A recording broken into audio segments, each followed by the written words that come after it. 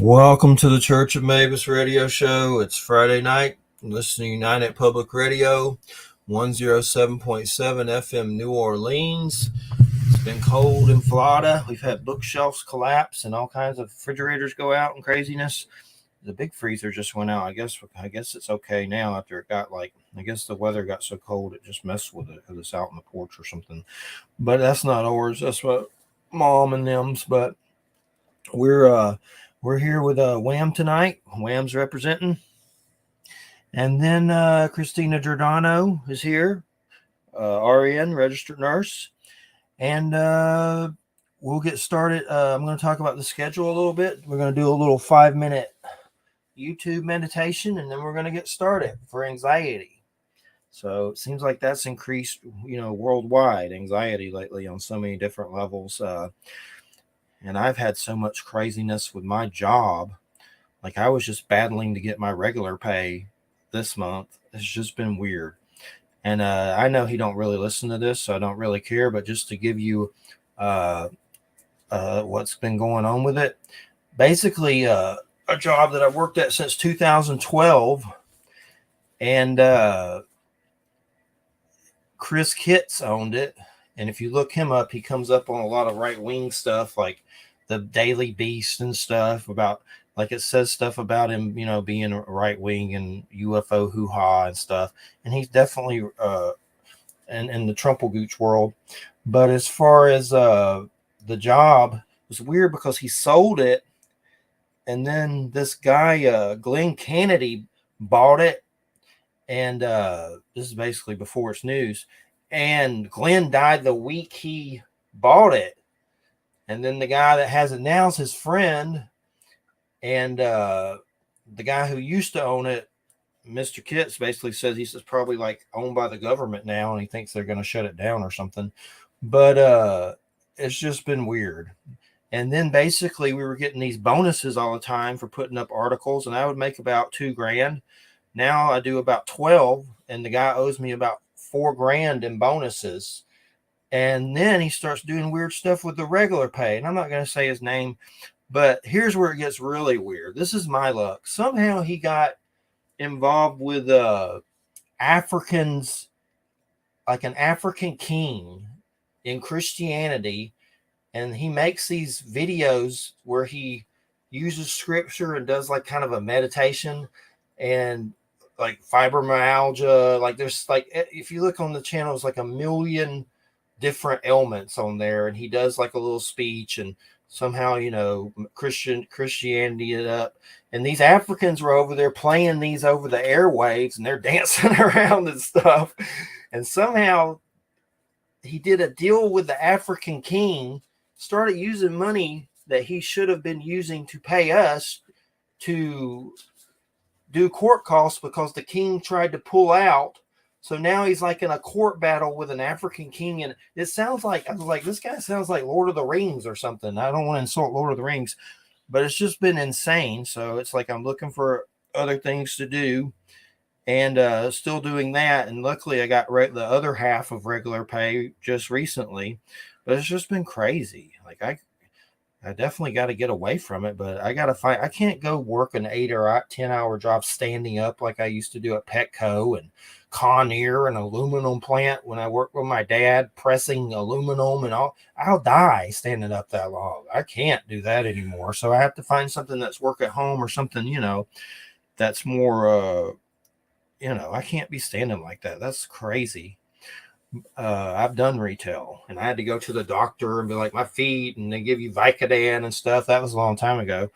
But so now I'm just on the quest, and it's just been chaotic. But the Neil Donald Walsh interview is really good. I want to, and then of course Wham's second hour is great as well with Norse. If you missed that one, tune in. Yeah, actually, that was like one of my better talks. I just kept going and going. That was cool. That was cool. I liked it, and I got to get that book at some point. And let's see the schedule coming up. Next week, Jay's supposed to be here. Jay's having to work so much, I never know when he's going to be here. So it's been weird with that. And Christina's been helping. And Wild Trees and Dizzle. It's been a while, but I'm going to get them on as guests again sometimes. But they got their own things going, so they were helping out co-hosting. But James L. Ash is in California, and that's next week. I think he's coming on the second hour because of his job and stuff. But that's paranormal, and supposedly he's like on the other religion that's not Christianity. I don't know if it's Temple of S or what it is, like Beasel's in, but I'm not, we'll probably be getting into that cryptozoology and paranormal. And then February 2nd is Patricia Corey. That's Syrians, and she's, said she's channeled these beings for a long time. That's in her traditions. Augie Nost, February 9th. He's been on, I think, third or fourth time. He's always a hoot.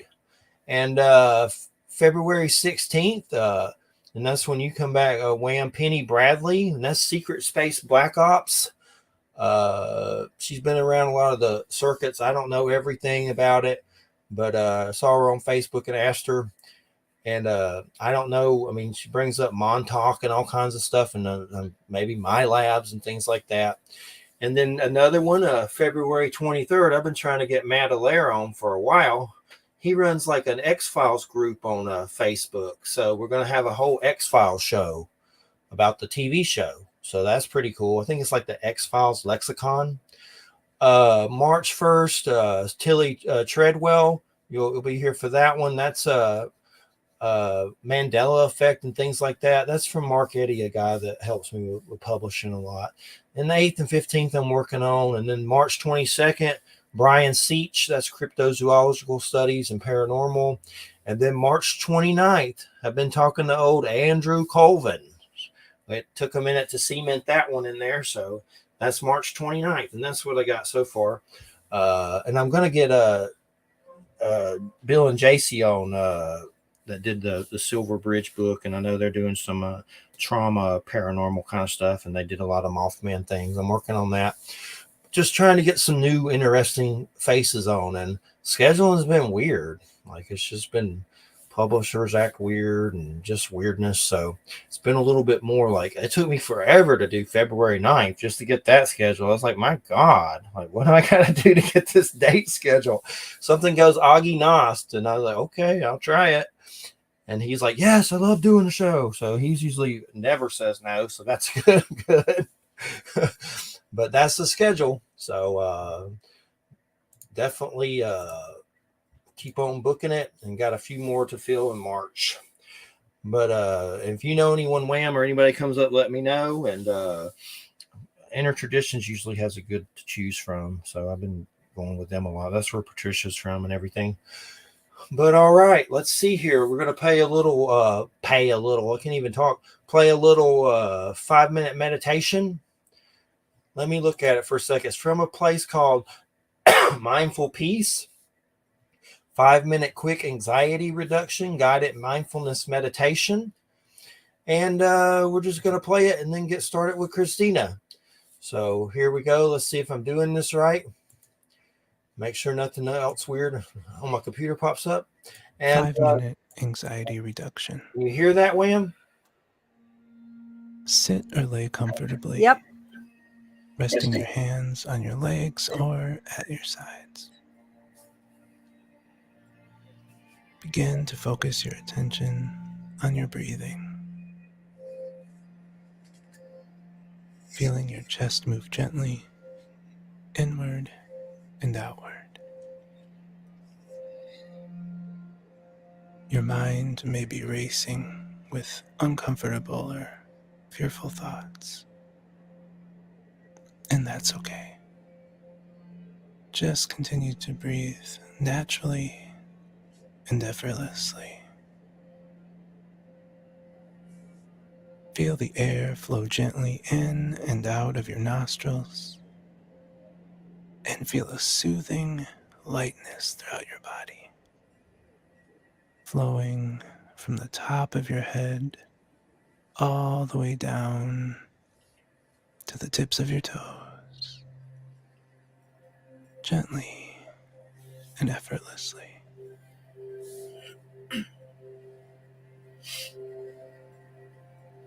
As you slowly and gradually create this awareness, repeat after me, either out loud or in your mind. Each time counting down from 5 to 1 and stating stillness, awareness after each number. Repeating after me. 5, stillness, awareness.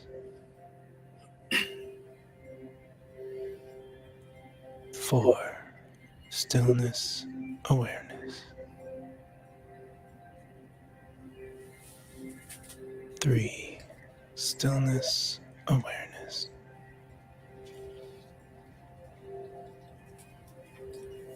2, stillness, awareness. 1, stillness, awareness.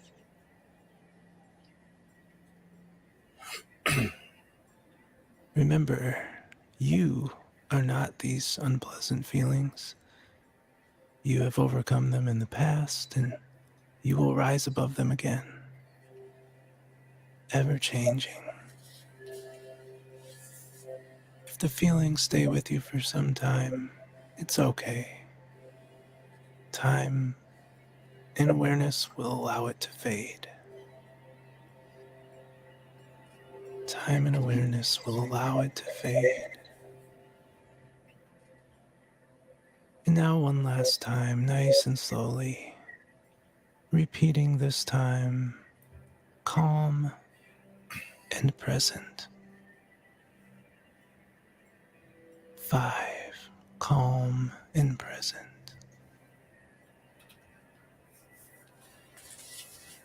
4, calm and present. 3, calm and present. 2, calm and present. 1, calm and present.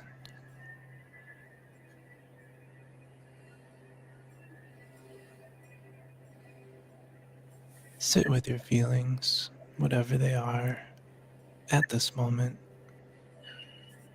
for just a few more moments. Feel the air moving slowly in and out. Your chest moving gently up and down, and effortlessly you become aware. Peace will return. You're becoming aware again and again.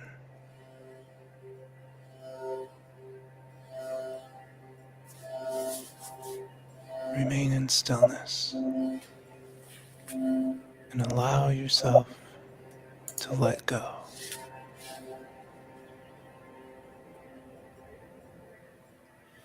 Alrighty.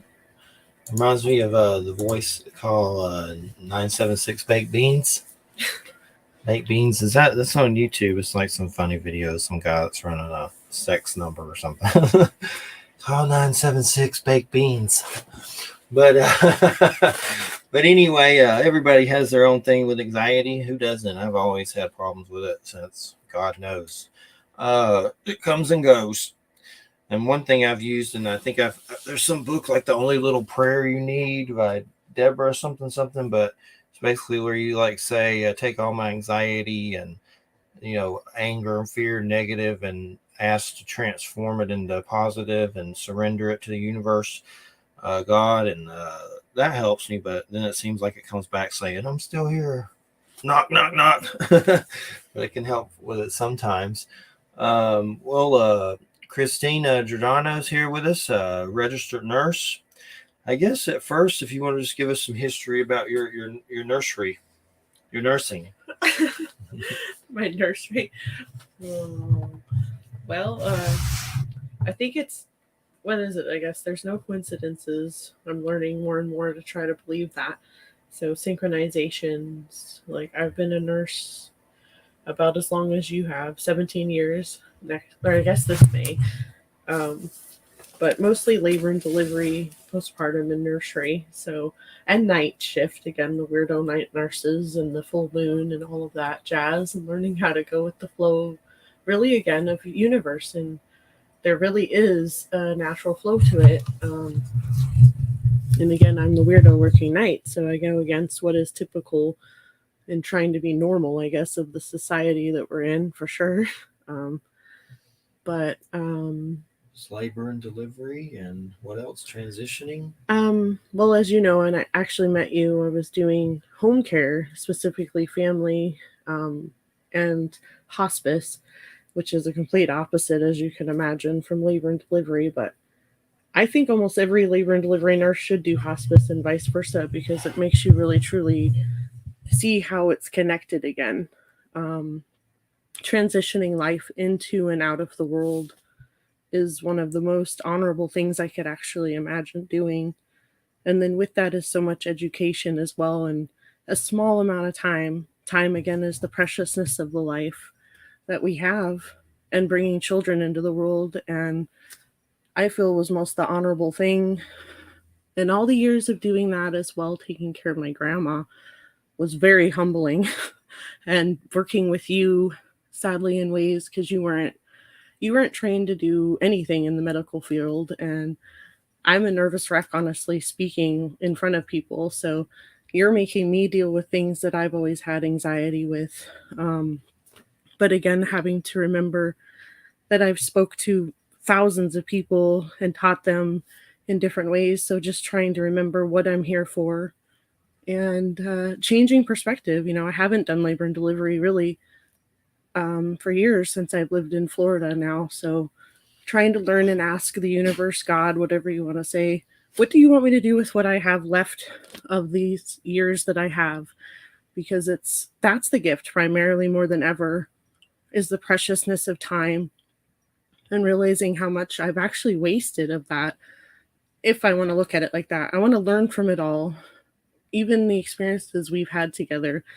Um, Kind of realizing again that there's repeating cycles of life, again, just like dying and being born, and seeing how it's all connected. Learning again, if and when you want to believe there's reincarnation or whatever, we're given a chance in this lifetime, whether you want to believe it or not, to kind of carry the torch forward from our ancestors and all of those before us that have taken the time to hopefully plant seeds, is what I see it as, teaching more than ever. Often those roots take off when you're even dead.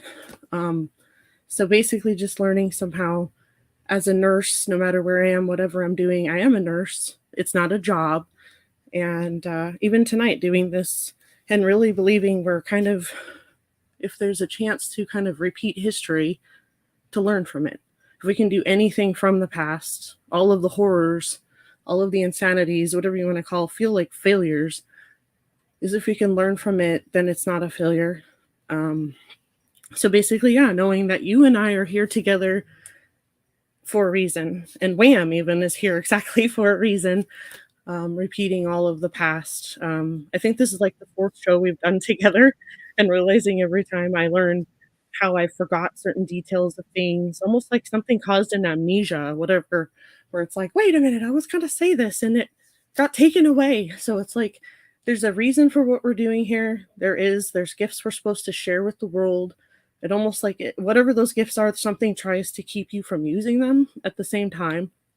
So we have to almost face the fears we have, which again, speaking in front of people, pushing myself through that fear and saying, okay, why am I afraid of that? Instead of not why, but almost like, what do I need to use with this fear?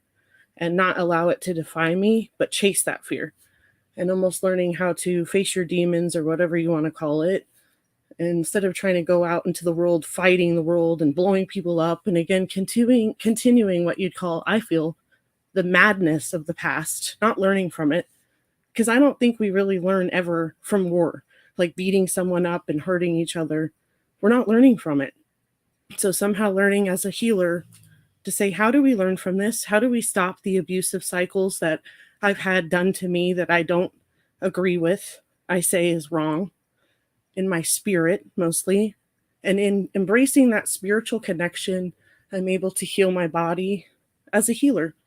And again, it really was through the madness of what I was given in life, if that makes sense. Like from my past, from my family, from those I love. They did the best, I think, in the circumstances, but often was very unhealthy and damaging, much like we see going on in the world around us and how it's all connected. And those who often have the power to change things are not, because they usually are sadly chasing greed or the wrong things. So how do we learn from all of these bad people and bad choices, whatever it is they're making, and make it better?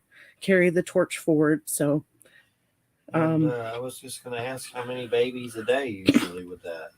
Well, it depends on where I've worked. Imagine I've worked all over the place. So depending on where busy it was, like busy hospitals, non-rural usually, they may, again, I call it rotisserie factory. So again, it became a business, big business. And with that went away from individual care and actually literally seeing the person as a person. And it was all just get it in, get it out, fast as possible, dangerous as well, not safety and sanity being number one.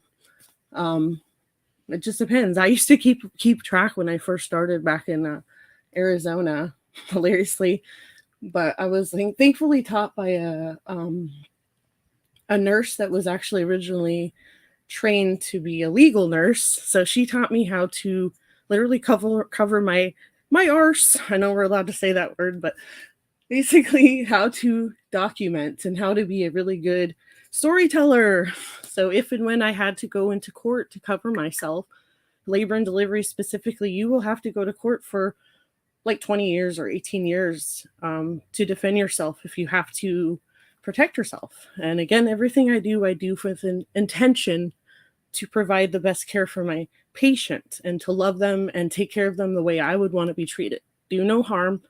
And again, do unto others as I would have do unto me. And I've usually done that and it's worked well, except with people who don't go by those rules, sadly.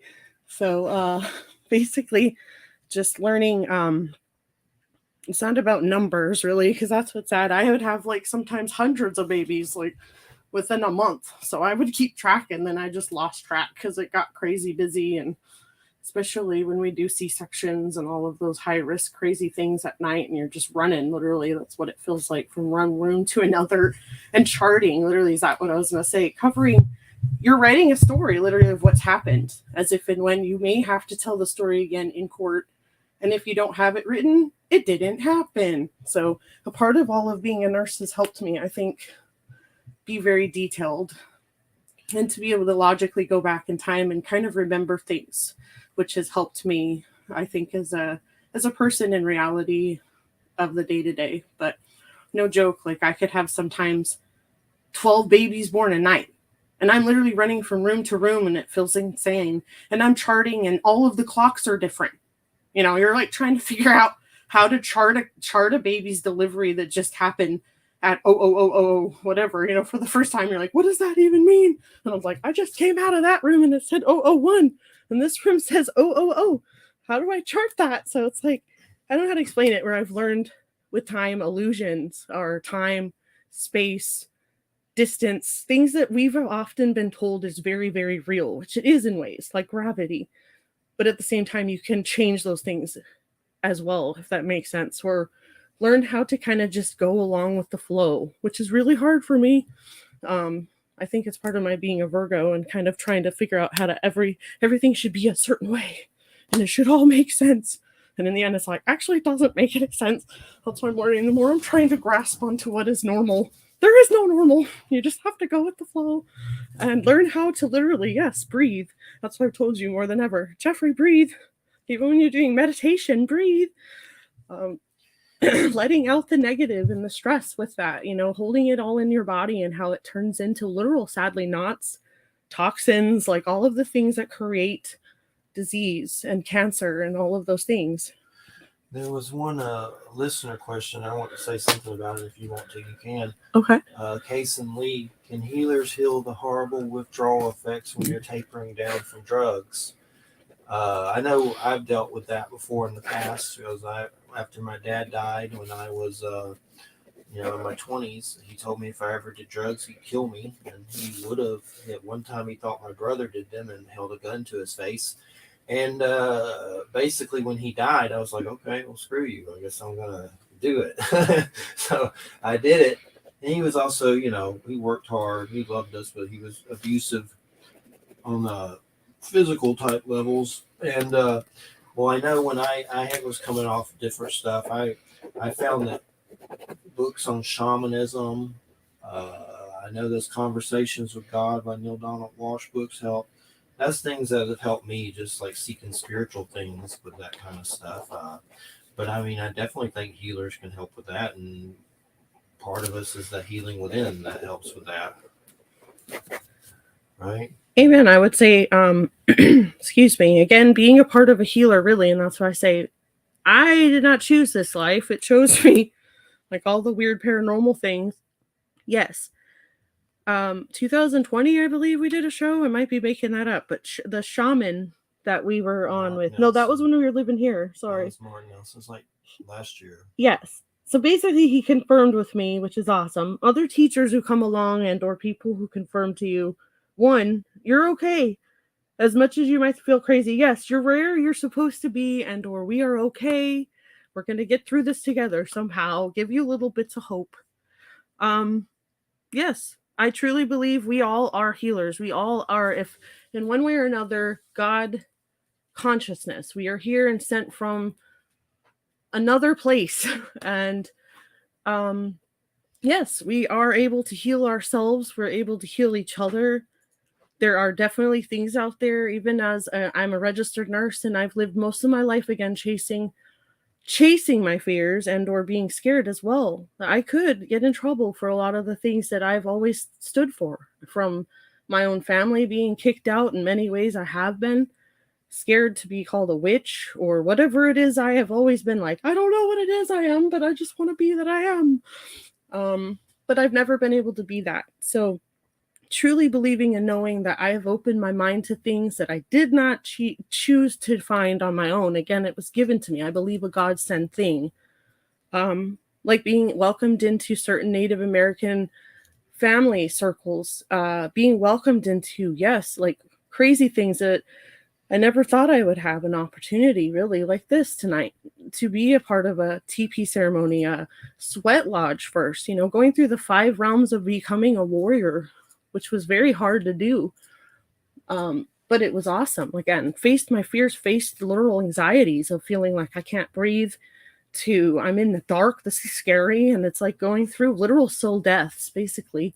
You're facing your fears, and through it, you're basically finding strength.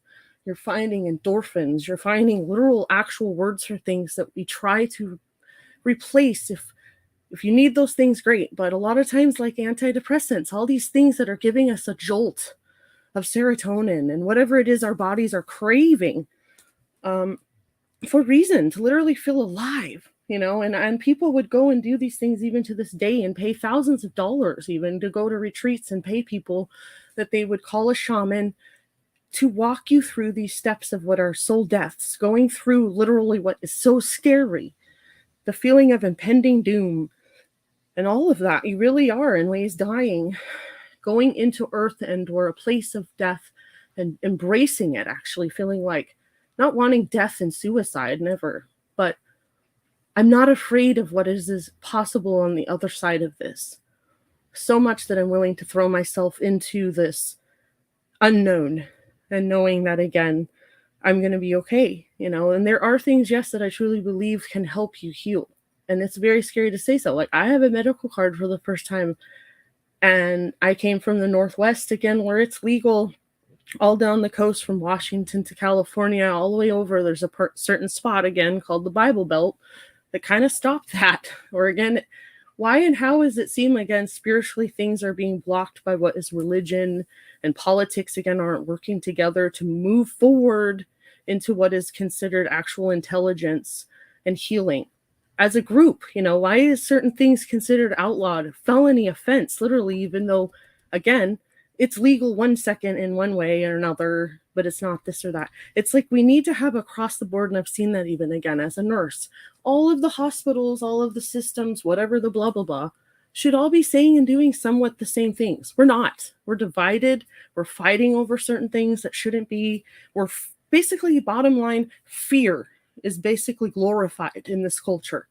And with fear comes, I'm sorry, the opposite of knowledge and truth and wisdom and really love. Like, you can't have wisdom and real true knowledge with fear, if that makes sense. It's like it goes contradictory. So again, even with Jeffrey and I, we have both anxieties and fears in weird ways that are actually opposites. And I've had to learn that we have to help each other more than ever to be successful, because there's something that will continue to cause us to divide and fight. And literally, like, exactly, bookshelves falling apart. I don't know how to explain it, to cause some kind of chaos and insanity to keep us from doing what we need to do. And in the process, it causes literally so much stress and anxiety. That's the problem. Cortisol and all of these things that we know scientifically are causing a breakdown of our vessel, this human body that we're in spiritually, to do what we're supposed to be doing. Something out there that's causing these problems, whatever it is. I'm not a conspiracy theorist completely, but I do believe something is intelligent enough to cause us to shift our bodies, our minds as a whole, which is scary, to fear, really, and how we're creating more problems. So again, yes, I have a medical card. I've learned how to actually heal myself in so many ways through seeking the truth, if that makes sense, not just jumping into what I've always been told is to be what I should be doing. I'd probably be on 10 meds at least. Instead, I have a medical card. And I've actually been made fun of for that. I've been afraid for having it because I'm scared I'm going to lose the things that I've worked really hard for having. Mostly respect. Like, how is that again, as a nurse, exactly, to say, I know I've worked many places again, all over the place. And what's encouraged? It's okay to be an alcoholic, and it's okay to take handfuls of pills. I've worked with people, sadly, who have even stolen medicine at work. They're surviving to try to do what they have to do to, again, to survive and take care of other people, when it's like, this is the problem. We're all literally falling apart because something isn't working here. I'm 42 years old and I'm a nurse, and I love being a nurse. I was called into doing this. This is why I'm here.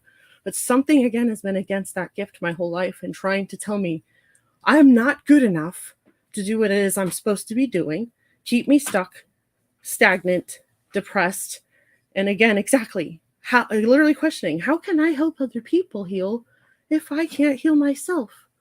So again, hearing Neil Donald Walsh last week and trying to figure out questions for this week and all these things, exactly, what are we here for? What is our purpose, and why are we doing what we're doing? Ultimately, number one, we are not here for ourselves. Whatever it is that's trying to teach us to live in this little bubble of strong, independent, I don't need no one, is a liar. We do need each other. We need to unite together. That's the first thing. COVID is a real thing. All these things that are real need to be respected in the manner they should be, not given like this God complex like Trump.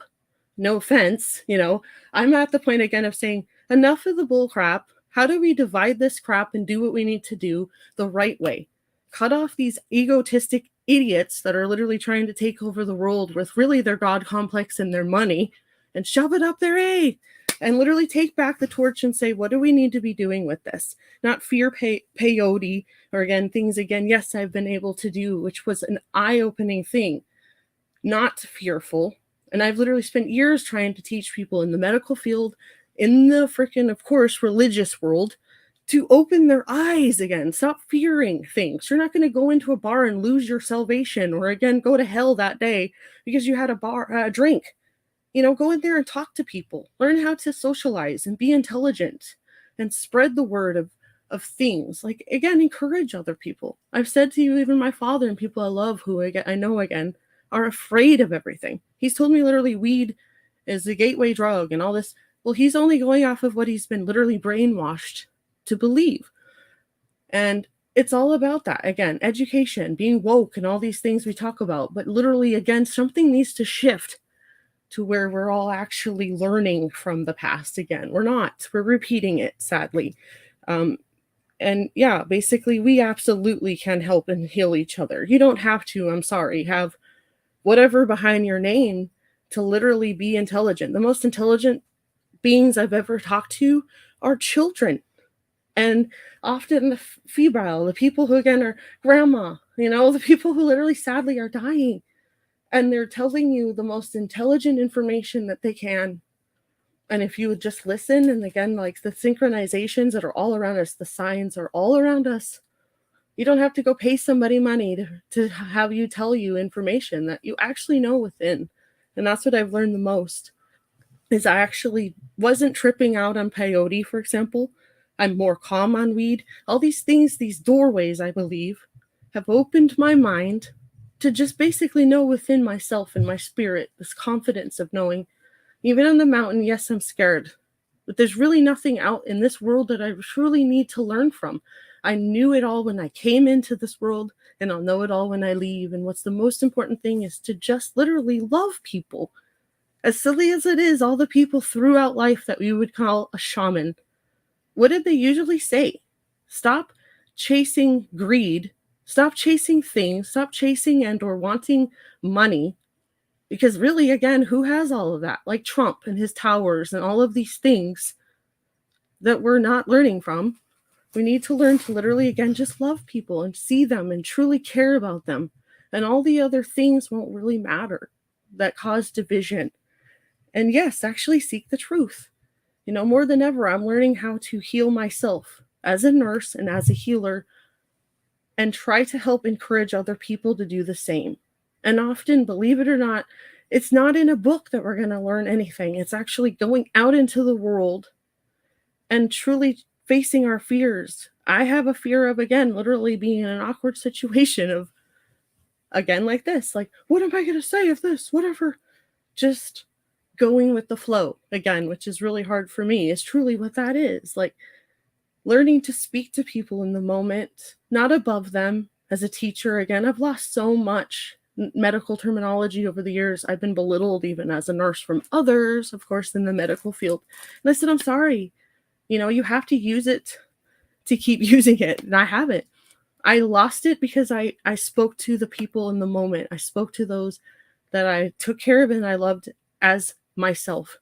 And that's all we need to do every day. If we could just roll through life and really truly love each other, we would heal and somehow put our differences aside.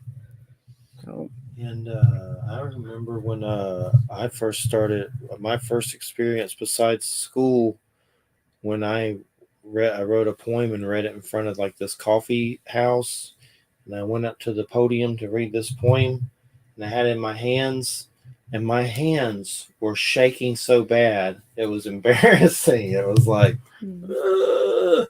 Now, I mean, I think I would do that. I would still probably be a little nervous, but doing all this has helped a lot. And one thing Kason was asking about, did a shaman heal your withdrawals as far as when it comes to withdrawals? Oh, I was just saying that, well, when I grew up in Georgia, there wasn't really like a medicine man around. So like I would find it on like a documentary or a book or whatever, and that would be a way to access that, to even think about it. Like that's not, something I knew anything about. So I think it was like Jose Stevens or Jose Stevens. I always have trouble with the Jose's and the Jose's, but Stevens is a Secret of Shamanism book that was one of my first books. And then was it Michael Harner, one of his books. I know Serge Kahali King.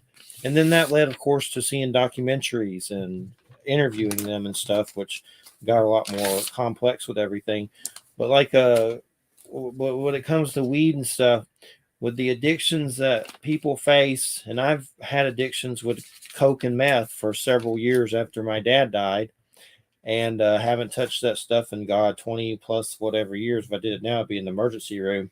But nowadays, there's so many kind of weeds and stuff that I'm not going to say it's identical to doing that kind of stuff, but there's something that's probably going to tickle your fancy. There's just so many different things. Like get some Jedi Skywalker weed. You're going to go on a trip if you really want to go on a trip.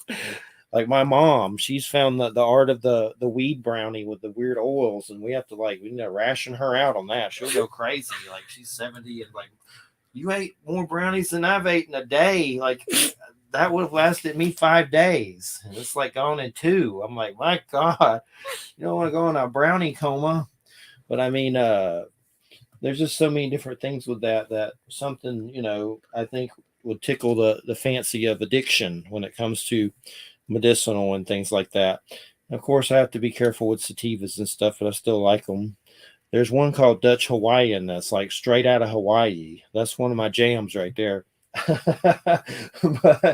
but and I know we were going to talk about one thing. We've had a lot of animal strange encounters and cool encounters, and one of them, the kitten in the park. You want to talk about that a bit, and then we can get into owls and stuff. But we've had this situation where this cat in a park that we would love to bring home and let it be friends with Charlotte. And if you want to tell that story. Sure. Just so I don't forget, because I know that the guest or whoever was listening was asking about, basically seeking a shaman. And I think that's what basically I'm saying is like, you are basically your own shaman, if that makes sense. And we need others to help each other through. But in seeking the truth, if that makes sense, you're set free. So you're finding the truth to heal yourself because you're wanting to do that. That's the first step, as anyone knows, in healing and or any 12-step program, anything. You have to want to. That's the first step of denial. So in seeking the truth, I think you open doors in yourself to heal. And in turn, because you want to heal, you're going to help other people, hopefully. Like teaching. Again, I enjoy learning, so I love to teach other people. And then the kitten story, which is hilarious, is, we have a local park where we go to pretty frequently, and there's usually kittens there, wild cats, whatever. I can't help it. I love animals. And there's one kitten in particular recent in the last 6 months where we were sitting there at the park. And of course you go over there, Jeffrey, and look at the books. They have like one of those little library things. And this kitten was right by the door. And we've tried to catch it a couple times, mostly to try to help it out or whatever, but we've left it some cat food. And I hadn't seen it there for a couple times I'd been around, so I was getting nervous. Like, oh, the poor thing died. And then I would think it was me, go figure, the weirdo, like that had seen sadly a roadkill not far from the park. And I literally got out at night and looked in the road. And of course I looked right in front of someone's house where, thank God, the person had the dog on the leash, because while I'm out there again trying to be the good Samaritan, whatever you want to call it, a guy's out there walking his dog, and I could have got mauled. It was literally like kind of scary like that. I was like, oh shoot. Well, again, my weirdo comes home and says, okay, Jeffrey, I think the kitten got killed. So we're out there literally trying to get the kitten off the road, and in turn trying not to get ran over. And we kind of had a cat funeral, as you know. We went over to the park and did whatever you want to call, was releasing the cat and saying, I'm sorry that he died. And it's funny, but not, because it's like, I feel again like being a part of the healing journey where it's like empathetic, we're both earth signs and so on. And we released the cat we thought was into having a funeral. And I swear I looked up at the sky, as you and I have many times, and had weird star experiences where it's like we saw a falling star. And I thought, okay, the cat's like saying thank you. And then we're walking back to the car and there's the cat. It's like, what the hey, am I is it a ghost cat? Like, no, obviously not. But what's crazy is, we walked almost right up to it and caught it, almost like it was going to let us pick it up. And then it goes running off all crazy. And so I'm like, happy. Okay, we had a weird funeral. The cat's okay. We were wondering if we scraped up a possum that we thought was it. That's what it told me after. So that I'm laughing, going, it's not funny, but it's like something, just like we had a recent cat thing again, where something again is making us have empathy, whatever you want to call it, for other things, even dead animals, and trying to give them the honor. Again, that's like a shaman, right? Trying to transition whatever it is that's died to the other side and giving them honor and respect, no matter what that life is. And in turn, I don't know how to explain it. I swear and I feel in my spirit, like as a nurse all my life, when I love and help other people the right way again, there's kind of a respect from the earth, the world, that says, thank you. I really truly see that and I appreciate it.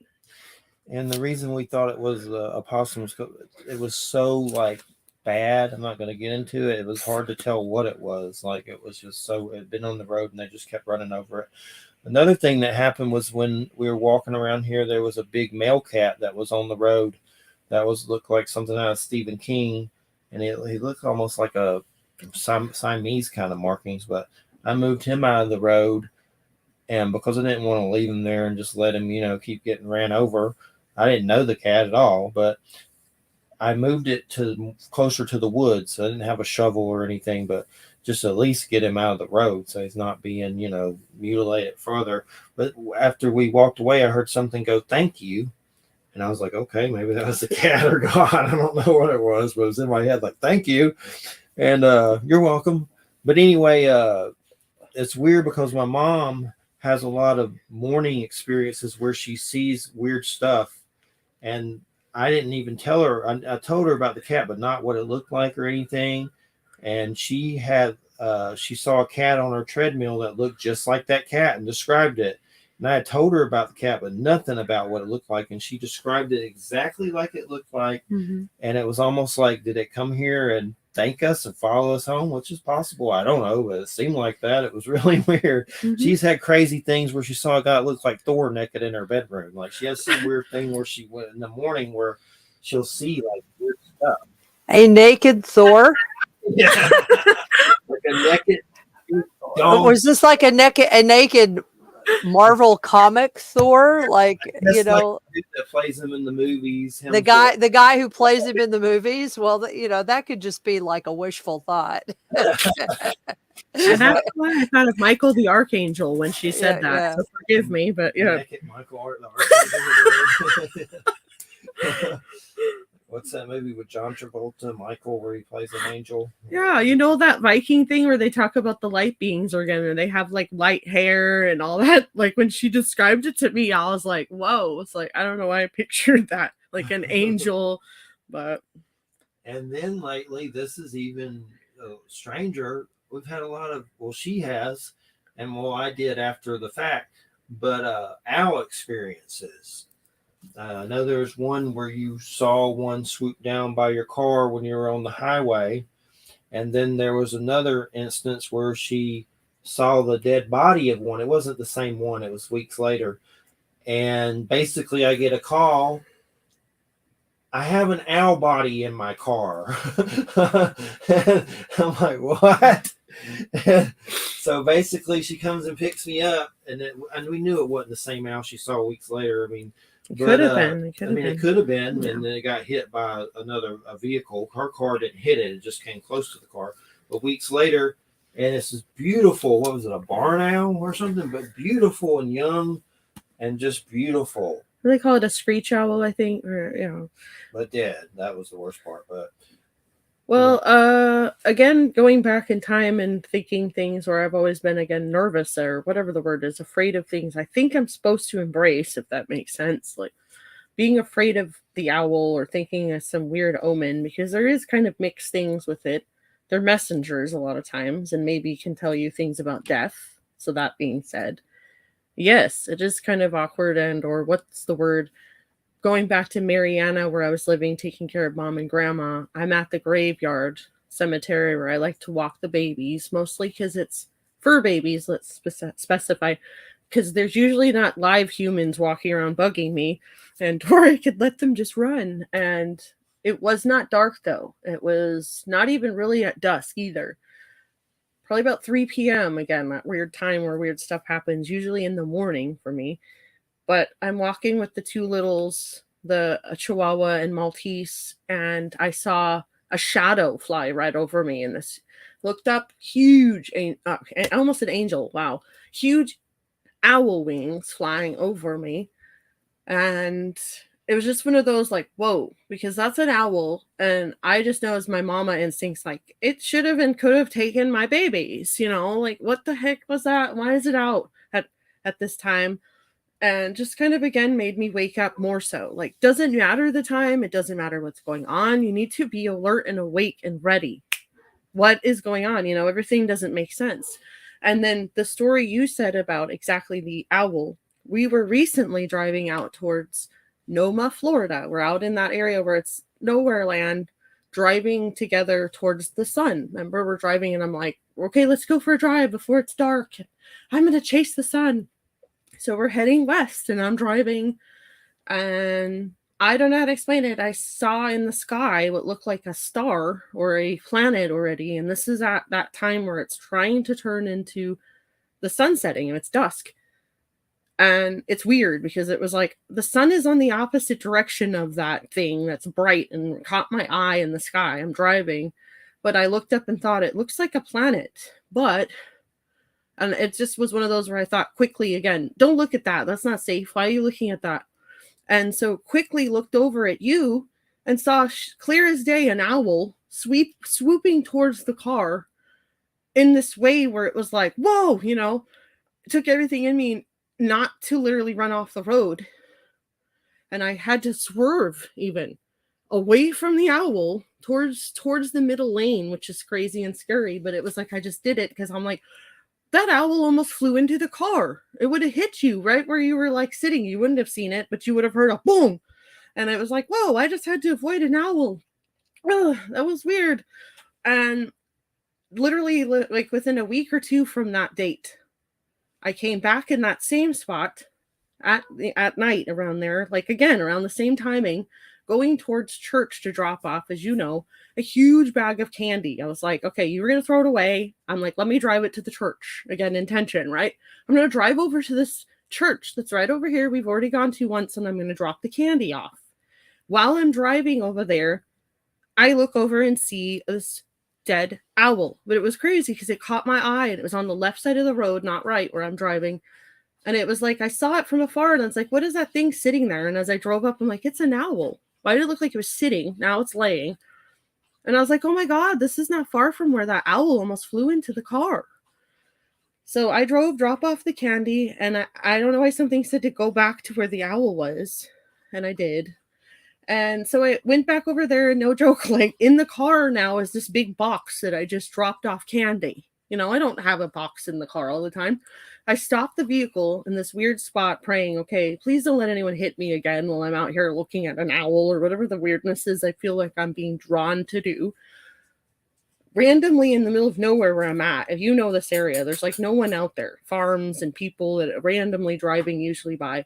These two people are riding a bike right towards me, right where the owl is, and they're staring at the owl. It was just kind of awkward. I'm like, keep going. Why am I can't get out and look at this dead animal while these people are staring at me. I don't know how to explain it. I felt like it was a connection of some kind. Like they were there almost kind of like for a reason. So I got out quickly to look at it. I saw it and I felt like, okay, I need to get this thing out of the road. Just like, sadly, whatever that was that we gave honor, I feel getting out of the road. I mean, it's not the same, but it's like, what would you do with grandma? You wouldn't leave grandma in the road. You should respect her. At least give her the respect you would want for yourself. So no joke, I had gloves in the car, all these weird things that I'm like, how do I have all this stuff ready to get this owl? And yes, my weird part of my nursing where I'm like, is this owl alive? Maybe I can really think it come alive. No, it's dead, but I'm in denial. Let's go back to town and I'll find Jeffrey and we'll deal with the owl. So whatever that was, I don't know and how to explain it. And I've had even people who have never known anything about you or the radio show before I met you talk about owls, aliens. There's like a weird connection to this and that and whatever. Even trying to figure out what it is I saw in the sky and how and why that was a planet. Because again, the reflection of what I saw made no sense because the sun was on the other side of it. And it caught my eye like an actual shining light in the sky, like bright. And I looked up at it, it caught my eye. And because of it, it caught my eye in a weird way. I don't know how to explain it. Or I almost said to you, and I think I did, I said, what is that in the sky? Remember, I said, I think I had just seen it and said to you something about seeing what I thought was an eagle in the sky. A thunderbird, I said for some reason. That looks like a thunderbird, which is weird. I don't say those things. Then there's the reflective bright light. Then there's an owl. It's like, it's just like one thing after another. Boom, boom, boom. where it's like, I don't know how to explain it. I feel like I can't get out of the spiritual world. Or again, going back in time, knowing, yes, when I've had these spiritual experiences of doing peyote, for example, or whatever, I felt normal. That's the thing, where I might have been in there with other people who seemed like they were having really spiritual tripping experiences, but I felt normal, where it's like, what's wrong with me, God? It's like, all these things where I'm like, why do I feel so weird than everybody else? And God's, I think, basically just saying, well, because you're in the spiritual world all the time. So it's like, I need to learn how to have this work for good again, where I'm not literally mortified to live life because I'm scared I'm going to be locked up for being crazy, burned literally for being a witch from my own family and or the religious world I was raised in. Like everything I've ever been, I've ran from, if that makes sense. Even numerology, and seeing how it's all just a language. This is all just numbers and things that are explaining to us that we don't need to be afraid, if that makes sense. Like somehow, yes, embrace the weird, run into the strange, the like not embrace madness and trying to be mentally ill, but actually, yes, realizing in healing oneself, you're chasing your fears. And in your fears, basically losing its strength. So yes, somehow not literally giving Trump more power than he deserves, or any other monster, whatever you want to call it in this life, that's not deserving of our energy. You're not being afraid of werewolves and things that are on the other side or whatever that are bumping into our realities, whether we want to believe it or not. But the more you believe something, right, the more you see it. So. And then we brought the owl to the park, and I got some feathers off of it, which was weird, but I said a prayer because I felt weird getting them from it, which I'm sure it wasn't that big of a deal to it. It was dead, but we definitely said an honorable kind of prayer and asked it to be like a spirit animal. And then I buried it under some leaves, and because I didn't have a shovel, but something may have got it later. I don't know, but at least it was in the forest, going back into the earth instead of a street or whatever. You've always had some weird, like I know you got owls on pictures of them before out at the cemetery and stuff like that. I have never, like, I hardly ever seen them, like, ever. And like, I think that was the most I've seen one ever, besides on TV with a dead body. I'm a night person, right? I'm a night person, so that's what something's told me too. Is like, it is what it is. People have their different interpretations of things, but realizing again, even in the indigenous Native American world, yes, I'm going to say in myself, even like the raven, the healer, the night eagle, I'm a night person. So I'm a night person, and I'm a part of that world where most people again should be sleeping. And so it's like, again, yes, I need to embrace that part of me. And I don't know, again, part of being that I have ran from eagles, or not eagles, but owls, actually being scared of owls and thinking you should be an eagle. But something showed me, well, you are an eagle, but you're a night eagle. And so again, trying to learn, what is it that you're trying to speak to me through this? Grandmother spider, all these different stories that absolutely make sense. Because most of the time, if there's a message there that you shouldn't be afraid of, even angels, the Bible, whatever you want to call it, most of these spiritual, paranormal, weird experiences, the things say, don't be afraid. Because our brain goes, what the hey is going on?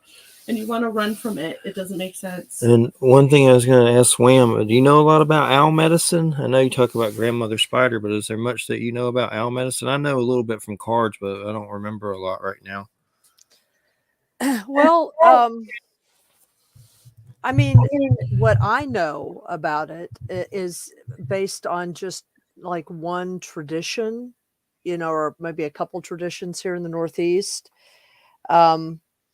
And Al is, at least among the Algonquin people, Al is, I don't know, Al is hard to describe. I mean, all of the kind of wisdom things attached, but Al is also very much associated with the underworld. And so the kind of unseen forces, the unconscious messages, perhaps sudden changes, secrets, also kind of keeping your own counsel kinds of things, watchfulness. Um, and I think it's really important to underscore that, you know, in at least the native traditions that I'm familiar with, that I've been taught in, a lot of the stuff about the underworld in Western thought is really feared and really seen as sort of, you know, kind of evil. It's associated with that. And while there may be some, I guess, dangerous things about some of Al's energy from time to time, it's the owl itself is not evil. Okay. Owl itself is not evil. Owl is very powerful. Owl is often a messenger. Um, I don't know if you're familiar with the way in which owls are depicted in Twin Peaks, but there's a statement in that's very famous from Twin Peaks, which is the owls are not what they seem. And that has to do with some traditions have owl being connected with shape-shifting in certain ways.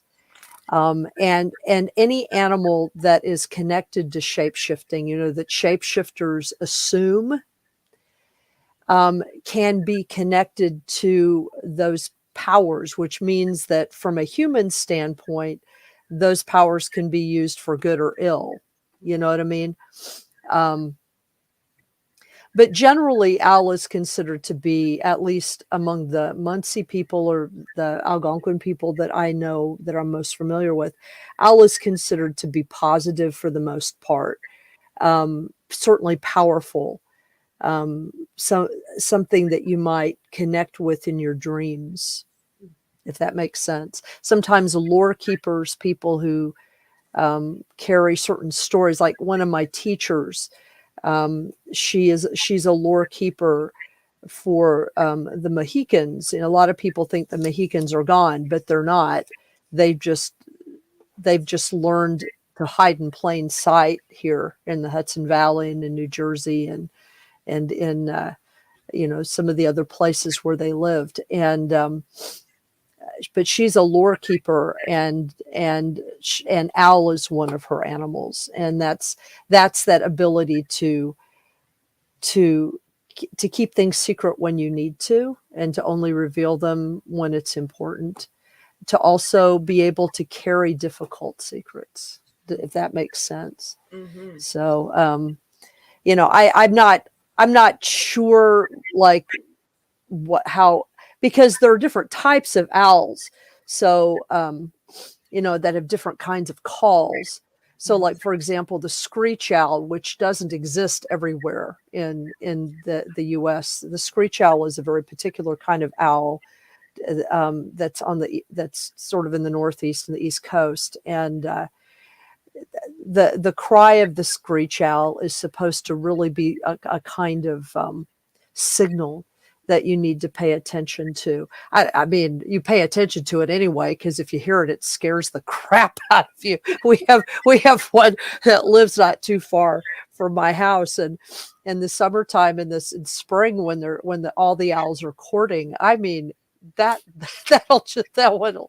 little tiny owls. They're not very big as owls go, but it's like the noise they make. You hear it the first time, you're like, what the hell is that? Oh my God, you know, and then you realize, oh, it's a screech owl. Okay. You know, I hope that gave you some idea of the vibe.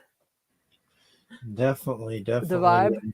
I know there's one time we were on the back porch at the other house when we were there, and I said Lilith or something, and right after it was like, owl, which I've never had that. I didn't even ever hear one, but I said that name and then it happened, which freaked me out more.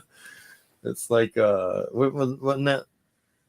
Yes, totally. Thank you, first of all, Wham, because coming from you, especially teacher, I needed that, because yes, again, most of the time I've ran from things that I feel judged and or scared that I'm going to be ostracized, really is the word. from whatever. And I know and believe there's something to the owl that I'm supposed to embrace. Again, I've never seen Twin Peaks, and it's kind of hilarious because you guys have talked about it forever during the show. I would love to see it. There's something to it, especially with the owl conversation again, Jeffrey. I should see it. We'll watch it. No joke. I know, sadly, I've became, and Jeffrey, I'll tell you, since we've met, and more than ever, I've became, and I hate it, a screech owl. Like, literally is how I feel, and or I'm having to learn to embrace my voice.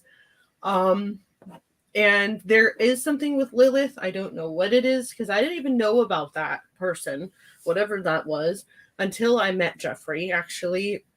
And there's something to it teaching me to try to embrace who I am and this divine femininity, this goddess within me that's like, oh, heck no, you will not hold me down. I am not under you.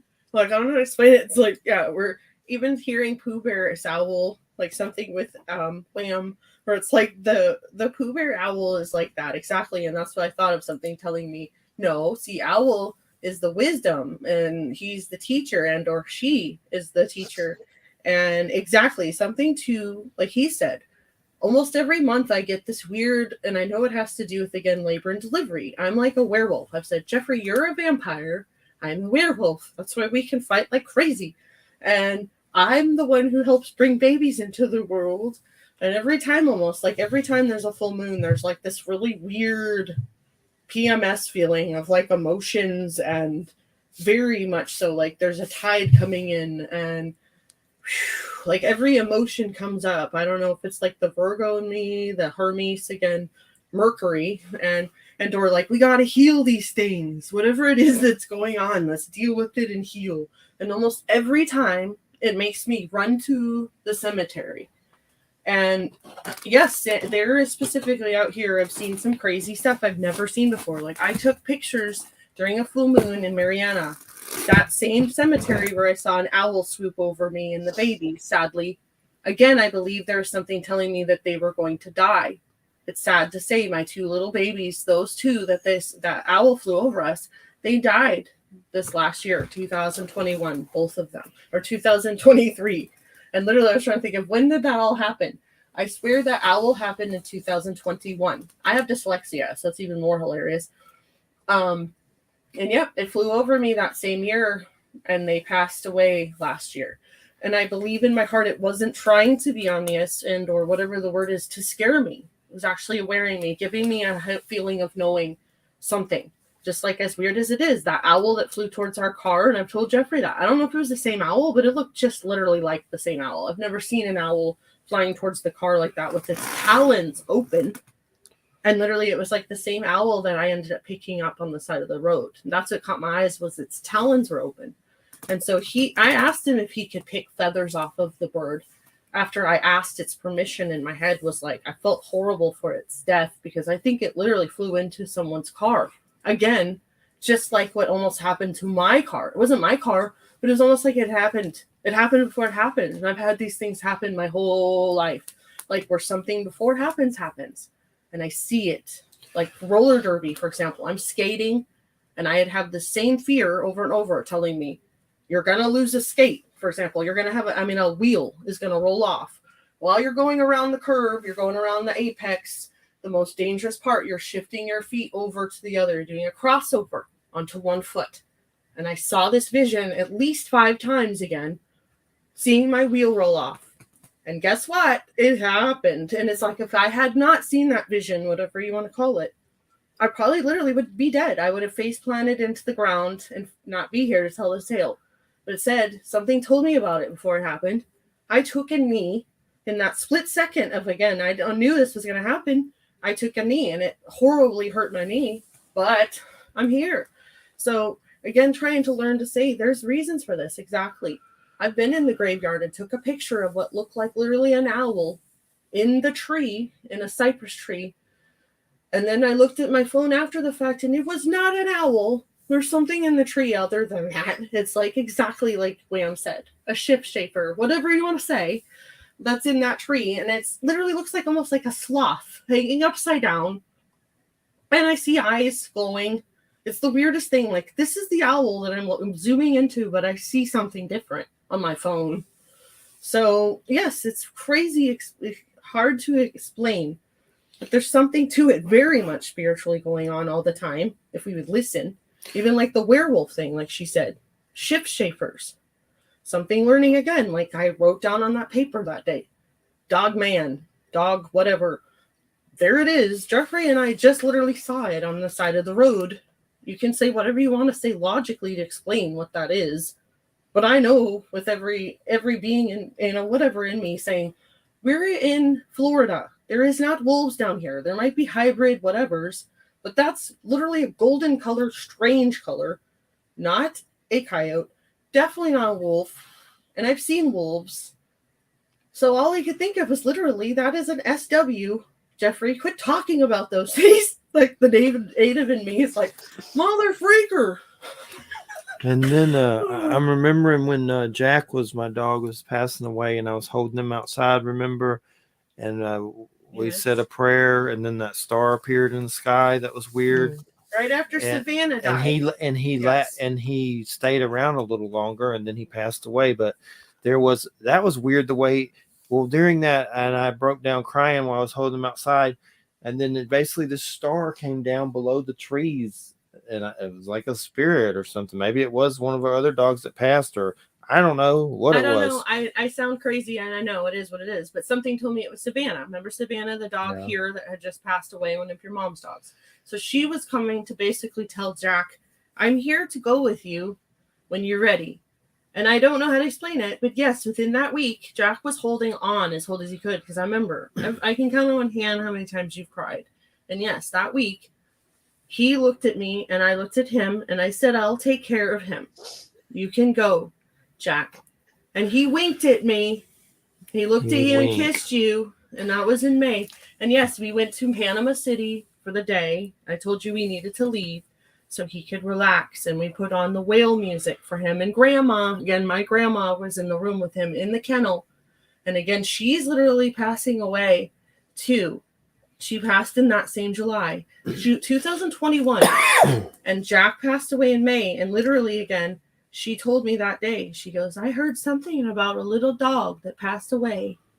How did she know that? Again, she didn't. Something exactly came in to take him, whatever you want to call it, in her room. The weirdest thing was there was that well CD when we came back and he was passed. The well CD got stuck and was like doing a weird repeating, passed. Like a weird era or something. It was just like repeating. I was like, I hope he didn't have to listen to that crap the whole time he's croaking, but it's just weird when you walk in and your dog's passed and the well CD you're playing is like stuck on a weird repeat. That was some kind of technical error that was bizarre. That's pretty weird. That's pretty strange.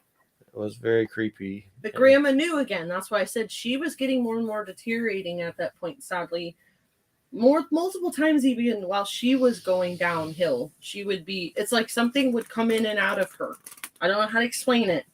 Or again, we were having to take care of her, and I was having to physically hold her up with my body to give her her sustenance, feeding, so on. And there was times where she would sit up in the bed like creepy style, like something else is literally in her, talking through her. I don't know how to explain it. Or we'd get into these crazy She did that about chickens. What? Remember she did it about chicken. Oh, yeah. I have to laugh. Yeah. Soul food, again, is very important to life. When you stop enjoying food and basic things like, yes, making love, I'm sorry, shouldn't become like taking a crap. There's something wrong with that.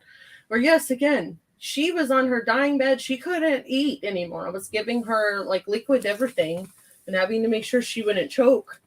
But her spirit was floating outside of her body, her physical body in the bed, where she knew, yes, either she could smell it and or, again, all of our senses are very real until the end. She could tell me, she's like, somebody has chicken out there. It's like she was pretty much telling me, you guys got chicken? I'm like, whoa. And it was from like Kentucky Fried Chicken. Right, so she didn't really smell it. It's favorites. Like she knew it. Like she was like psychically knew it or something weird. Literally, and that's what I'm saying. There's something to it to the very end, just like we know. Even if our physical bodies are in a coma, which is kind of trekking out from reality in the moment, like a sleep, almost like you're dead, but you're alive. Yes, she was physically there with us. And I know that. It sounds scary, but crazy. Our last meal together with her body physically there with her spirit. We had Chinese food. I remember specifically eating it at the table, and I went from that. I got to hurry up and eat like the mama. I got to get in there and take care of grandma. But something literally was standing there by the table with us, put their hand on my shoulder, and it was a calm. I felt it in me saying, almost like kind of like, what are you guys eating?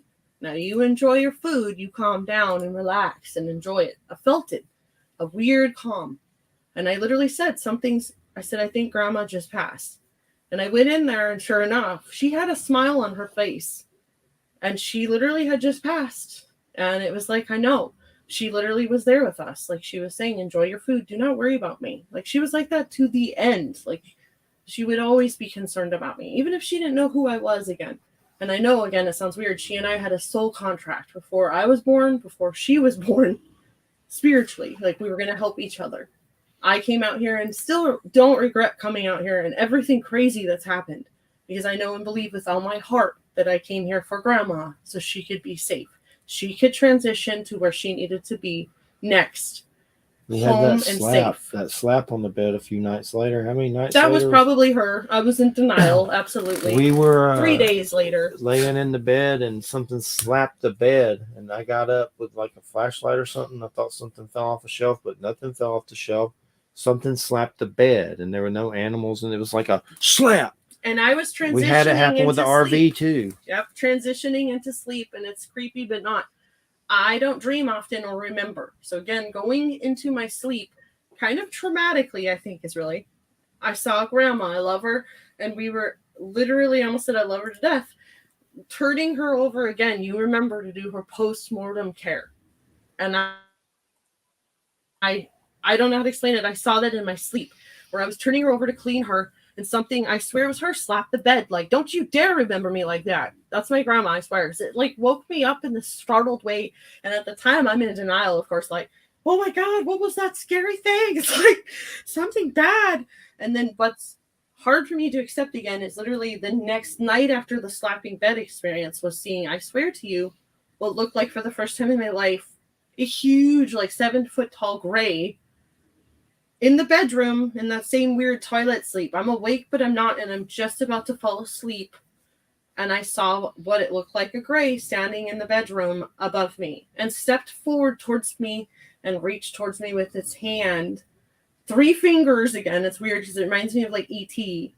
And I've seen this before in my visions, my sleep, where it's like, I don't know. I think that was grandma or something transitioning her. Caretaker. And trying to tell me, don't worry. Like, again, I want you to rest, and please don't worry about those things. Do not remember me in that manner. Like, I saw one standing over, like when I'd let the white light from the sun fill me, and then I go in the house and see stuff in the house. It was one standing next to her, but it was like pink, like almost like you would see from a camera flash, but it was like looked like the shape of a gray, and it kind of went, wow.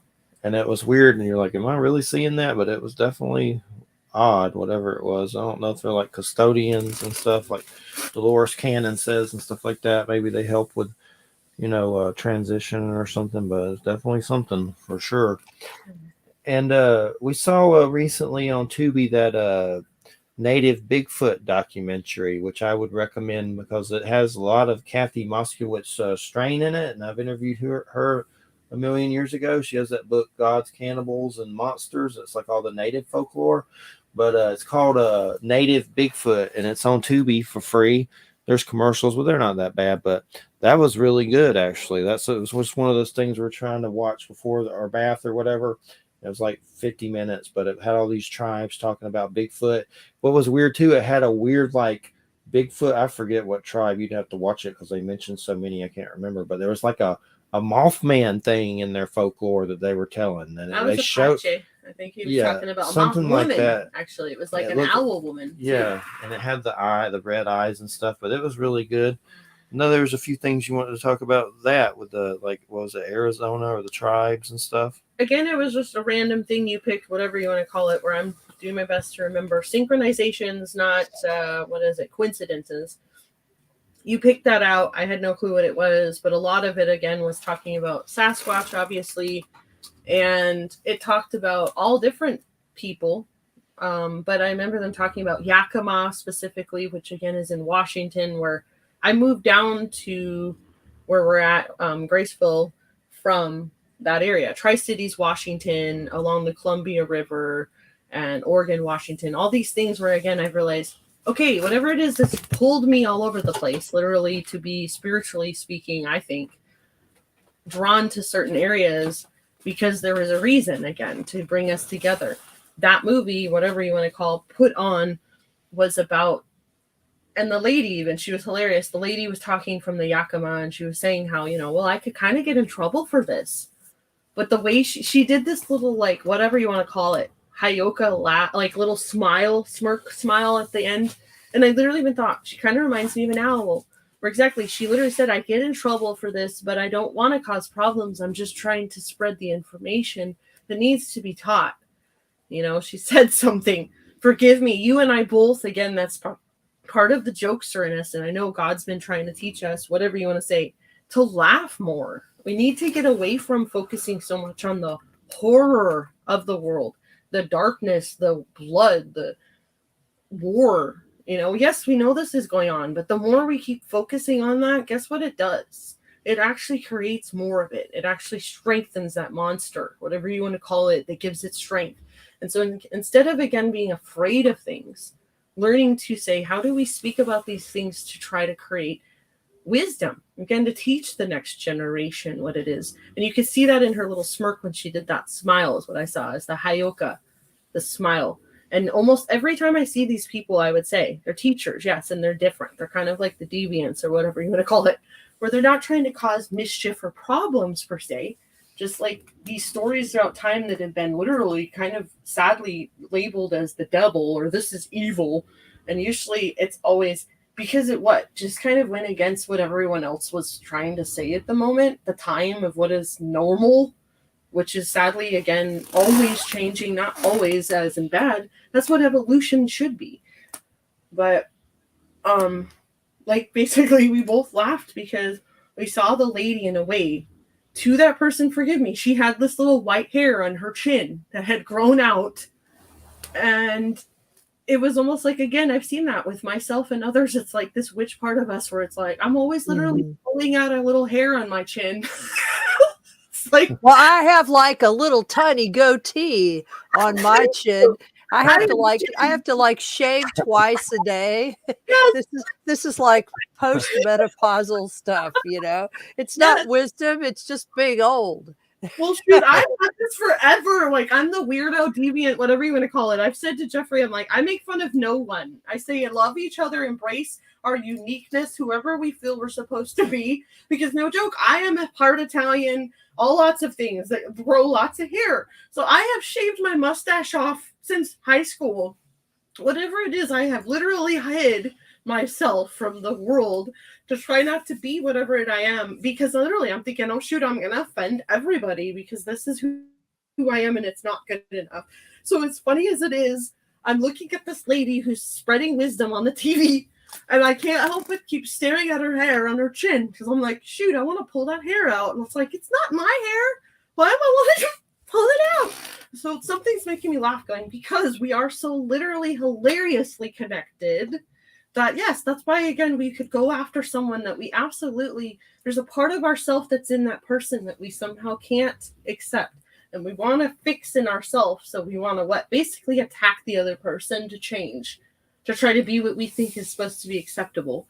And in reality, it's like, we need to quit doing that. We need to truly just hilariously start learning how to embrace our own chin hair. And yes, I embrace it. I also shave it off. I don't pluck it. But if I don't, it gets to the point where I can stroke it. It's very, very, very, very I hear you. And as I stroke my hair, I'm usually thinking. I really what do we become, the thinking man sitting on the toilet? We always go to the weirdest stuff on this. Well, at least we haven't talked about poop once. That was down on the list, right? We haven't talked about poop My butt's once. doing better. Well, if anybody's worried. All But definitely, I know the Hayoka is something that's come up a lot that you've discussed, and we talked about the Kachina dolls. I've gotten you one. I forgot where was it from, Navajo or Navajo Kachina? I think it was Navajo. Being raised in Arizona, again, the fear. My Italian grandma, actually, she's multiple things. The dad, again, who was always the elitist, what's the word? He was very proud of his Italian roots, which I get, but he would always get into it with me where he'd be like, proud of himself so much, where I would be like, Dad, you're not all Italian. There's no way. Like, you're like, so when we get our DNA back, or he's like, But yeah, like, basically try to stop proving to other people how we're always right. That's what I realized again. Like, no, this is a big school. And ultimately, and I know that even as a nurse 16, 17 years in, it's like, I don't care. I'm 42 and I do feel like I'm 6 years old all over again. This world keeps changing. It's completely ass backwards. And that's the thing I'm learning. The more I try to make it be normal to fit whatever it is I think it's supposed to be, that's creating actually anxiety. And it's learning to somehow literally go along with the flow in ways I am learning to do every moment, which again, I'm teaching Jeffrey and we're teaching each other. Right now, we're twin flames. I tell him that. It's very uncomfortable. And we're learning how to try to be soulmates and all this jargon that he knows about, all these books everywhere. And it's like, not burn the books, but that's where I'm at. I'm like, time to actually apply all the knowledge and all of the education and wisdom and things in this man's world. I'm like, where we need to be equal. Time to apply the tools and actually put the key in the hole and turn the key and open that door together and stop worrying about what it is on the other side and say, exactly, embrace the weird, because somehow it seems more hopeful than staying where we have been.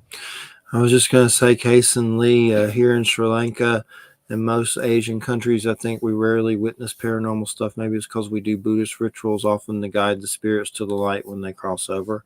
So I'm sure that helps on a lot of levels, the rituals and things like that. I was mostly just saying we're broadcasting in Sri Lanka, so that's pretty cool. So That's pretty cool. yeah. Although I don't know, I hear about paranormal stuff coming from Asian countries all the time. So Big time, yeah.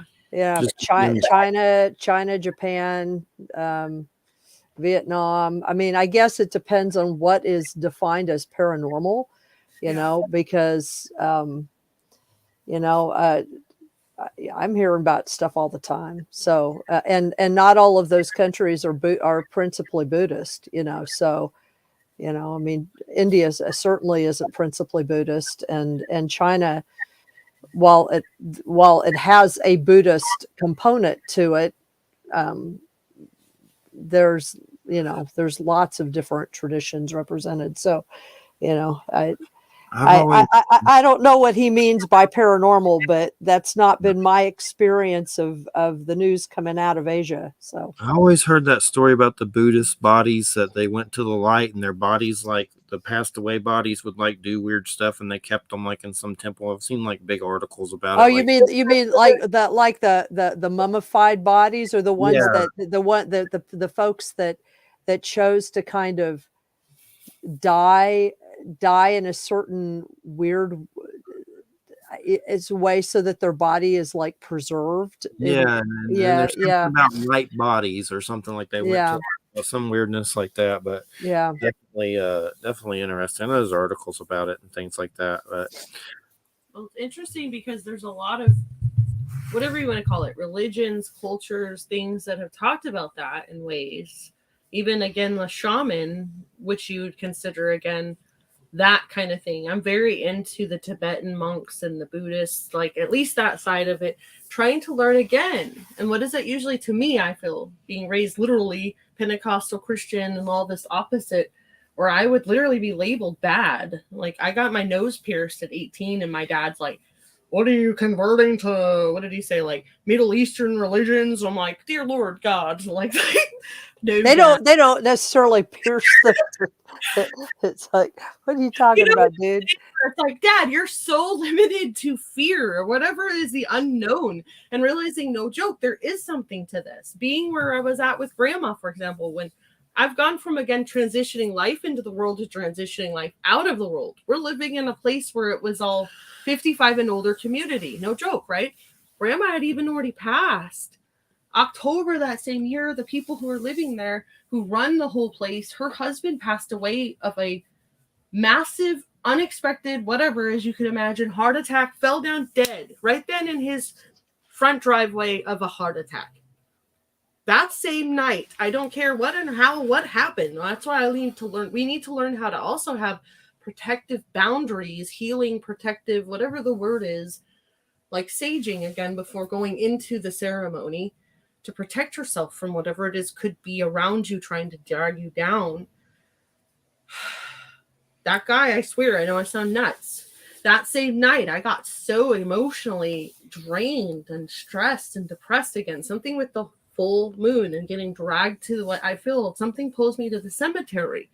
And that night, I had a weird suicidal, depressive, really heavy, weird thought where it was like almost like that guy had came to me and he was trying to have me transition with him, if that makes sense. Almost like being the shaman, where I need to be super careful not to allow something to pull me down into what is death, literally, and staying with them and transitioning them over, because I don't know how to explain it. Like somebody said something in the comments I read from over here exactly about the owl and Moloch and all this. I'm not going to get into that, but there is some really heaviness in our country, specifically the US, I've heard, and something with the owl. And that's what I did get nervous about, how Moloch and all these things, which I thought had to do with like the Canaanite gods and all this old stuff where they would sacrifice children to it and all this crap, where I'm like, absolutely not. Like I've said, people can do whatever they want to. When I draw the line is it has to do with protecting the innocence, and that's what I'm here for. And that literally goes to animals, to children, elderly, whatever, people who cannot protect themselves and make mentally sound decisions for themselves in the moment. No, I don't agree with that. And that's what I've always been concerned about, being a part of something that is definitely not what I want to be of and pulling me down into that darkness. And something was there, just like whatever it is. I'm not saying Lilith is that, but there is something that's always been right at the tail, my tail, trying to get me to use whatever it is I'm supposed to use for positive things for something dark. And it's like, nope. Again, and I've even recently said something that scared me, is I've been scared of actual Ouija boards because, again, I had a friend in high school, my girlfriend, who played with one in the other side of another town from me, and it opened doors in my room, my house, my life, whatever you want to call it, where I had to tell her, it's like, quit messing around with whatever you're doing. It's not okay. Because I had things turning on and off TVs in my house, like craziness, where I had to face whatever it was and tell her, like, dude, you don't. Again, I didn't know what it was. And that's what scared me, is the unknown of things and how to deal with it properly. And I've taught Jeffrey this with tasers, guns, whatever. It's like, it's not the thing itself that's bad. It's the unknown of what it is when we're giving it to the wrong people, like to be used in the wrong ways. So really, it's trying to learn how to be educated in the right ways, woke, whatever you want to call it, to really be safe. That's what I'm learning to try to do. Safety and sanity, number one. Learn to say, again, what is it through Lilith that I'm trying to learn from? Because what did I hear about Lilith was scared me. Like, okay, this is like some bad lady that was created before Eve that had sex in the wrong way, all this weird stuff. Where again, I'm like, okay, this makes sense, because all I've ever been scared of, again, is usually the unknown. You know, like I'm going to be stoned, murdered because I'm a witch, I'm a rebel, I'm a bad girl. And I'm usually just saying, what is it that I'm being told? And is it really real? You know, and if it's not real, can we change this to something that's going to work? That's what evolutionizing is to me. Like being intelligent. Like, why do things how our ancestors did it back in the day if it's not working? And again, if it's not working, let's do it better. And a lot of the people that have judged us have said stuff about sinning and things like that. And, you know, they're on the Trump side. So that's like they're rim jobbing Trump while they're like pointing out that you're a sinner. That's what bothers me about that. It's like, you know, that kind of cancels you out at this point. So that's, I'm just always trying to struggle with understanding the hypocrisy of that. But as far as, did you want to talk about maybe the Heart of David a little? We got, what about 8 minutes, 12 minutes? Or Heart of David. Sure. and Seth and David and things. Well, again, things I need to be doing, I pray and hope, whatever it is I feel I'm supposed to do. What is the biggest things even while I've been with you and I've known you? Like that weird story again, something that was trying to literally cause me, I would say. And it's not schizophrenia or whatever, and I'm not saying those aren't real. Almost like I'm learning more and more as a nurse to say, what are these things and how can we figure them out, how to heal the person? Like the shaman, I feel. The person is not a disease. The person doesn't need to be cured and or murdered. Like throughout time, usually we've been murdering and punishing people to be different. But they actually need to probably be loved and healed and treated well. How and why is it there's something out there I feel truly that's trying to cause us to lose hope? That's what I feel. I lost hope. And with that was my loss of faith. And it's not religion. For the first time, I'm truly realizing it's relationship. Almost again, that community connection, of feeling understood, a part of, and healing as in moving forward, not stuck, stagnant, depressed. That's what it is. Really, again, a soul death is when you're not moving forward and using the gifts that you need to be using. Especially, I truly feel as a feminine, divine feminine, I need to be encouraging the masculine, not killing him or trying to take over his job, but again, teaching that we are equal, that we are one. And truly, yes, not ever allow myself or others to lose hope. So what can we do to help? Maybe I'm crazy. One of the best antidepressants I have ever dealt with is animals. They're the truest, most real thing that actually sees your soul and sees you as like the inner child that we are. That's why they can look at something and know that they are good or not. Oh, I don't think my chickens see my soul. I think my chickens see that I'm bringing them mealworms, and they're like, and they're like, oh, mealworms, oh, and because I don't know how deep they are. I mean, I think they're people and they have feelings and they're communicating and stuff, but I think that they're just living their best lives, and they see me as the purveyor of treats. and sometimes the primate that does weird crap, and I just find them hilarious. I guess what I like about them is that they don't, you know, they don't, other than food, they don't really give a crap about me at all. It's like they're just like really neutral, you know what I mean? Yes. And they're kind of living their own lives and they're being their own selves. It's like I think I've talked about Twist. We have a special needs chicken.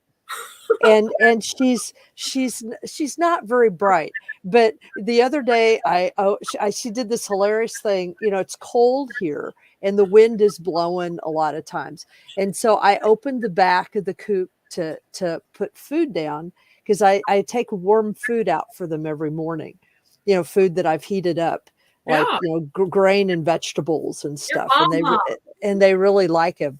Yeah, but I opened it up. And set the thing down on the ledge, and this wind, basically Twist had jumped down off the roost into the bedding, and this wind came and blew in, and it startled her, and she flew straight up in the air and straight up at me like she was going to fly right out the coop. And I just grabbed her like this. I caught her, and she hates to be caught. So she's like squawking, so I just set her down in front of the food. And as soon as she saw the food, it was like, blah, blah, blah, blah, blah, blah. Just like that. It was so funny. It was like she flies up squawking, and then she didn't care at all about. She just wanted the food now. When she sees food, she just goes. I've never seen any being eat food like she does. It's just the funniest thing I've ever seen in my life. Yeah, I don't think there's anything deep there at all. She doesn't look into my eyes. Every now and then, she's the one that she's got these deformed claws. So it's hard once she's on the roost. She can't, a normal chicken, if they're on the roost, they can like turn around on the roost, but she can't. So if she's on the roost with her butt towards me and she wants to look at me, she can't turn around. She has to hang upside down like a bat and look at me. And it's hilarious. It's called evolutionizing. Yeah, she's a hoot. It makes me laugh because it makes me think of a Libra. I love Libras because they're usually like that. Like, you don't have to guess what they're usually thinking or wanting. There's no usually, not all of them, but you know what I'm saying? Where most people I know are like, oh, I don't like Libras. They're too straightforward. And I'm like, no, I love them for that reason. Just like our pills. Right. The only thing that pisses me off about them is that you know they can be really polite to you, and you think that they're being polite to you, but then you realize they're polite to like that to everybody that they don't care about, and so then it's like, oh, I'm not special at all. I don't matter to them at all. That I could be a total stranger and they'd act exactly the same way, you know. And so, and it isn't like they're not trying to be duplicitous. They just kind of go into this sort of banal, nice mode. You know what I mean? And I guess I literally have learned to respect that. Like, that's to me again. Yeah. I love with a Leo, because literally usually they'll tell you straight up what exactly they're thinking if you'll listen the first time. But yeah, Libras are like, that's why I like, they aren't going to be different with you than they are with someone else. But I'm laughing because Elvira the pig is just like that chicken, where it's like, exactly, that's to me the little reptilian mind, where it's like, you don't have to guess what the heck they're wanting. Like, no offense to my mother, I love her. But yes, why I became a healer, because she was my first teacher as the mental health patient, literally from the earliest memories I can remember of exactly. And my mom, at least, was always usually, you could predict what they were going to do. You know, it's like, actually, when I got screwed every time was trying to fill into them what I would do. Like, it's like, this is what it should be. No, they're going to be the same. Like trying to tell Jeffrey, I'm retraining him with the pig. No joke. We have a mini pig named Elvira Jewel, which again, I've tried to tell him. And no joke, it's not funny. He called her Little Carol, which is my mother's name. So literally retraining now the pig and Jeffrey, now mostly Jeffrey, to say, stop limiting the pig, Jeffrey. She's actually very intelligent. If we would treat her like that, like children. We're going to show Christina. He's being a brat. She's got... I've got my I had to turn on. the cam all the way to a whole nother location because of the room we're in, but... One reason I'm hiding, because yes, we don't have an office space yet. We're working on it. There's fox ears. Hi. I guess I need to get owl ears, but we're working on the desk situation. So. No, a part of, again, I call the trickster. One reason why I like the tricksters, because yeah, it's like, why are they always given the bad rap for everything? Because really, we're like what would be considered evolutionizing, right? We're trying to be different than everybody else. If it's not a negative, again, we're not trying to trick society. But kind of learning again, like Loki, right? He was given a bad rap for giving literally humans fire. When in reality, you realize, like, that is kind of important. We needed fire to eat and things that we needed to do to survive and actually shift evolutionary-wise. So I'm fine being a Loki. As I realized to Jeffrey, he gets like, you know, we fight over being Capricorn and all this other crap. Where it's like, again, Jeffrey, Virgo is literally all of the signs combined. Your tail, Capricorn, is my tail. So again, when you try to trick me, I'm already a step ahead. That's why we're always fighting. So it's like, how do we learn to dance together, devil? Not fight each other in Georgia. Pan the man. With Wham. And literally his mom helps us. His mom is like, I've realized again, we need the wise teacher to come along with thy white hairs of the wizard and teach us thy wisdom. We got white hairs too. I'm 49 and I'm white completely now. Like Moses. Yeah. We got about 4 minutes, and it's been a great show. And I want to thank Sun Dragon and Kason Lee and everybody else that's listened out there. You listen to United Public Radio 107.7 FM New Orleans, and it's Christina Giordano, and we got Wham with us. Hey. And it's been a good show. And I know it was weird because it just got warm here and raining. Now it's dropping to 20 again. So it's been one of the coldest winters, I think, here that I've seen in a long time. And hopefully there's no tornado situations. But yeah, we should watch Twin Peaks, the old one sometimes. Yeah, well, if there's any way, hey, by the way, do you have, good sir, do you have a DVD player at home? Yes, sure do. Okay, does it work? Yes, yes. Okay, because I have two sets of the original Twin Peaks on DVD and one set on Blu-ray. So obviously I want the Blu-ray, but I am willing to just give you one of the sets. Ooh, And ooh.